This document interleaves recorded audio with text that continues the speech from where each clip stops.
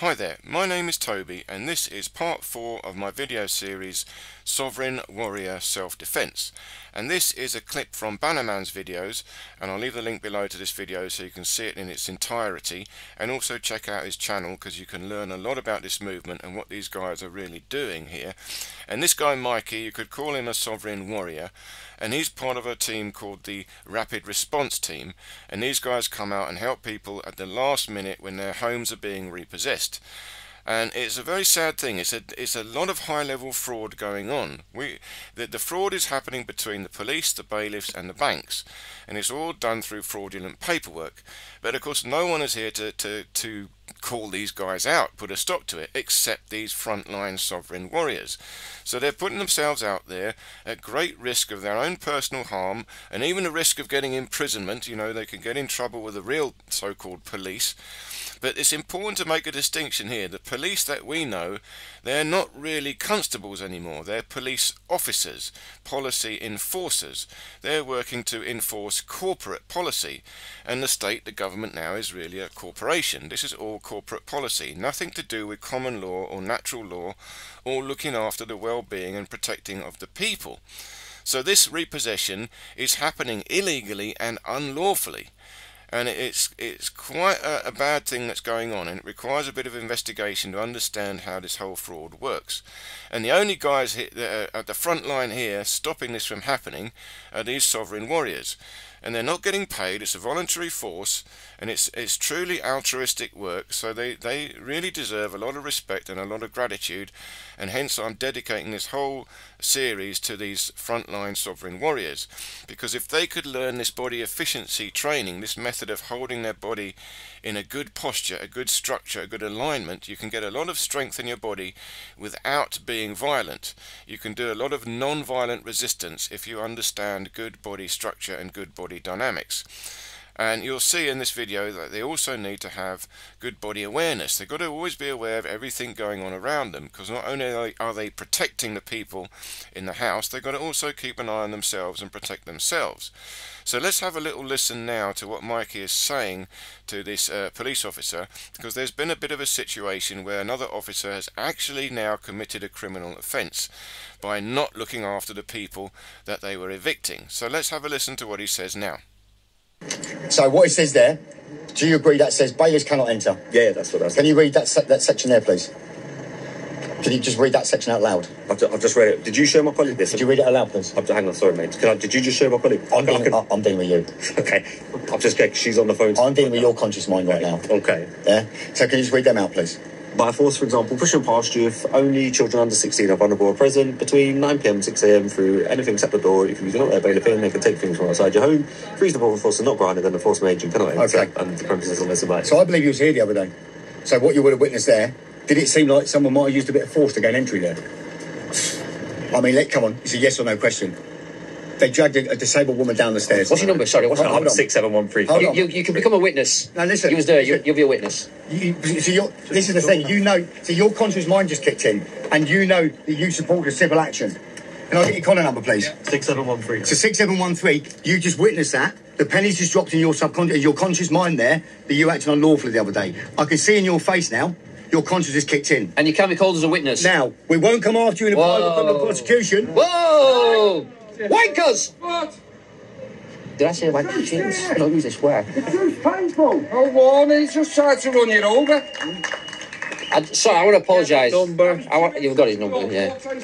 I don't normally say wankers, and I don't suffer from Tourette's, but I'm just really shocked. He's just... Do you know what? Guys, you see his conscious mind kicked in. You see the penny dropped. So, Can I just say there that police driver who just drove past, you were on the pavement, right? His vehicle was on the pavement, and he hit you with the car when he was driving off without due care and attention. And that was a criminal offence. I think...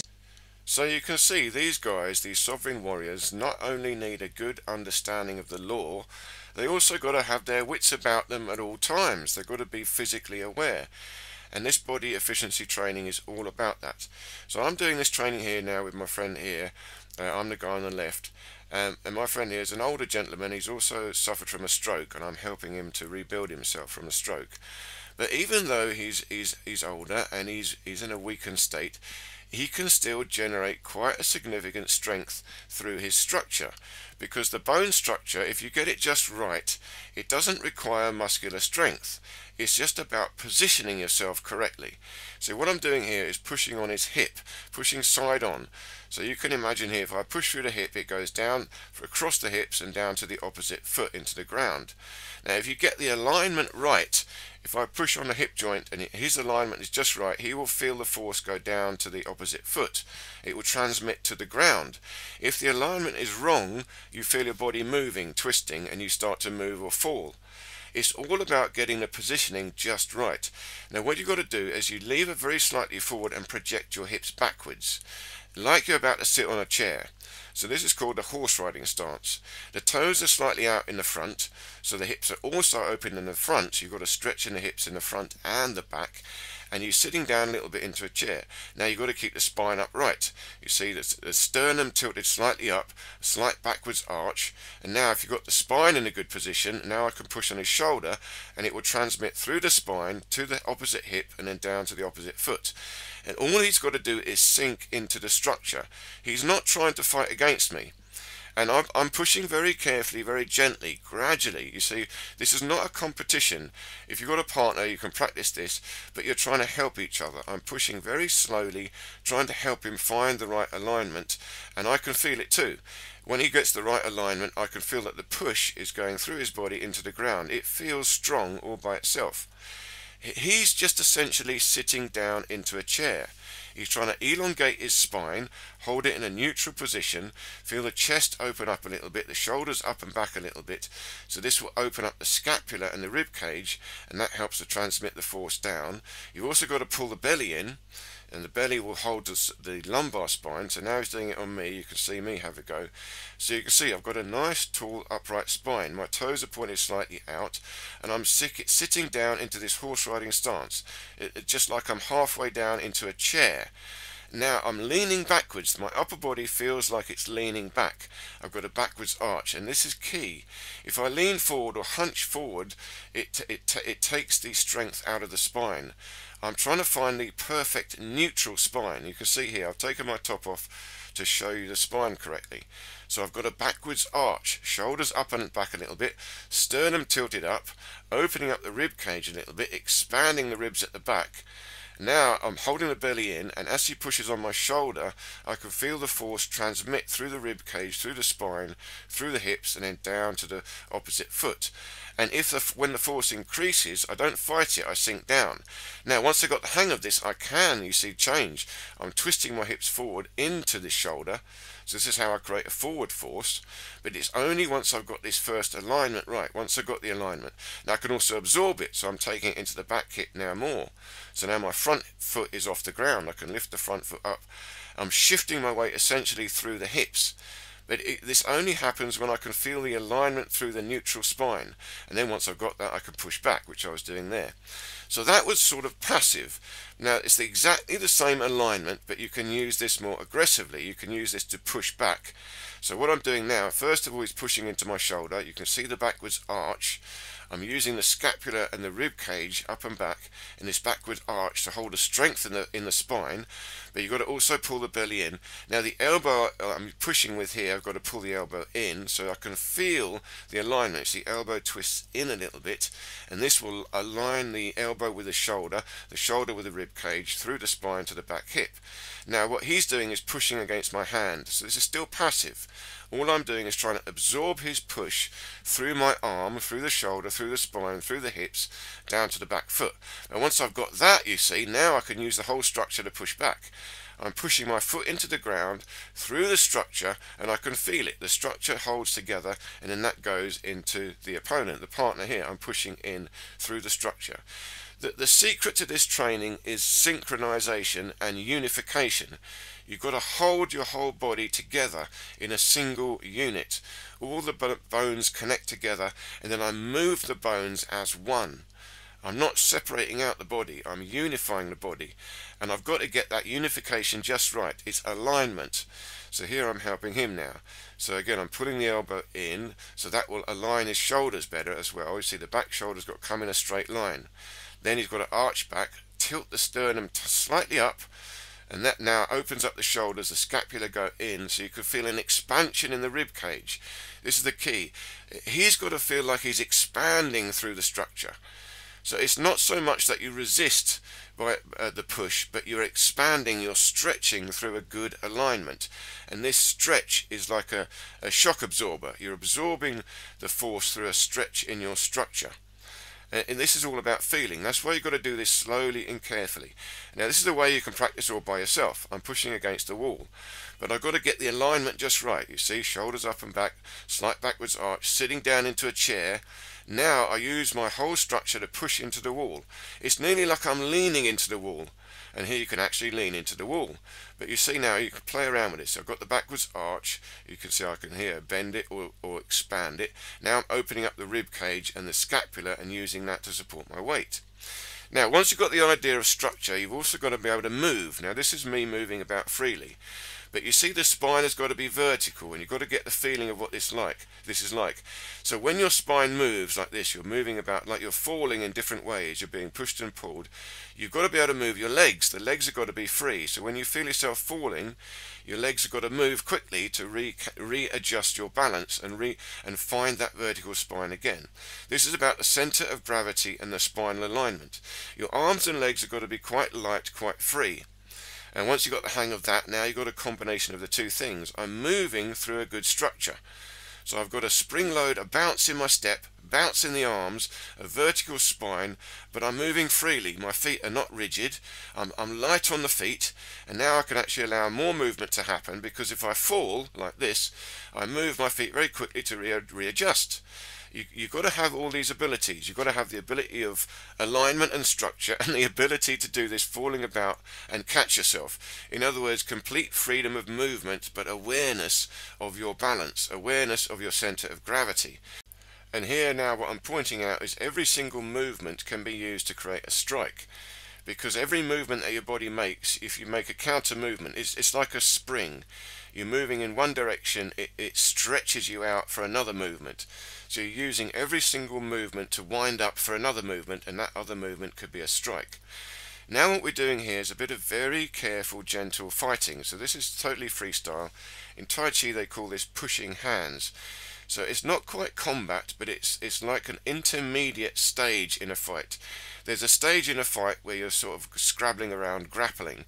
It's a bit closer than striking, but it's not quite wrestling. You haven't gone to the ground.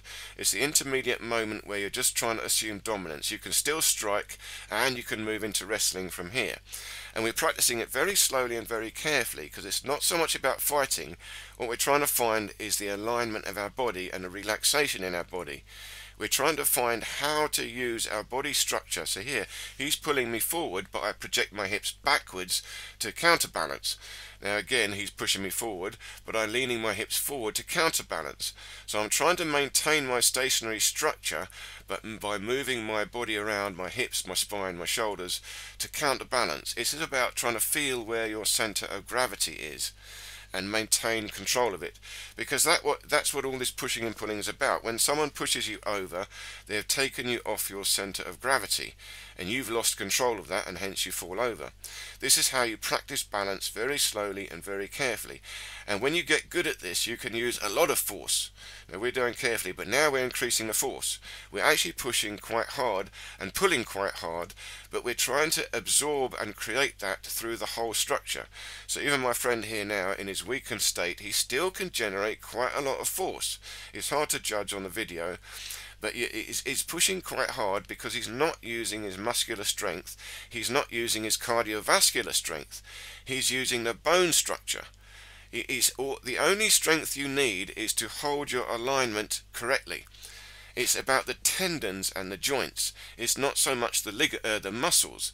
It's the ligaments and the tendons. These control the bone structure. Now what we're doing is increasing the movement a bit more. We're shifting our weight between the legs and now letting ourselves step around. See, again, in reality, you can't be stationary. You also got to let yourself move. You feel the center of gravity through your spine, but the arms and legs are free. Your feet are not stuck to the ground. You can stick them to the ground when you want to be strong, but they're essentially free. They've always got to be able to move. So it's like your feet skip around. The structure is held from the spine upwards. But so it means you can fall down, and your feet will suddenly move to catch yourself. If your feet are rigid when you get pushed, then your feet can't move and then you fall. Your feet have got to be able to slide and skip. They've got to be light. See, what I'm trying to explain here is an entire system of internal martial arts. There's a lot going on here. There's several things we've got to do, and I boil it down into 3 things. We need alignment and structure, so we've got to practice that. We need relaxation and flow. We've got to be able to move and have complete freedom of movement. And we also need to know how to apply tension. We need to know how to activate the tendons and the ligaments more than the muscles, and that in itself is tricky to do, because most of what we think is tension is muscular strength, which tends to be more rigid. If we can learn how to use the elastic strength in our tendons, our ligaments, this is far more efficient. And if we can use this elastic strength of the ligaments combined with the correct alignment of your bone structure, it's very, very powerful indeed. And the only way you can learn this, because it's very difficult to do, is like this, very slowly and very carefully. And only us two here training can feel how good we're doing, because I can feel when his structure is good or when it's not good, and he can feel the same with me. You can feel, you only need to push a little bit to realize, oh, that's a good structure. So we don't push too hard.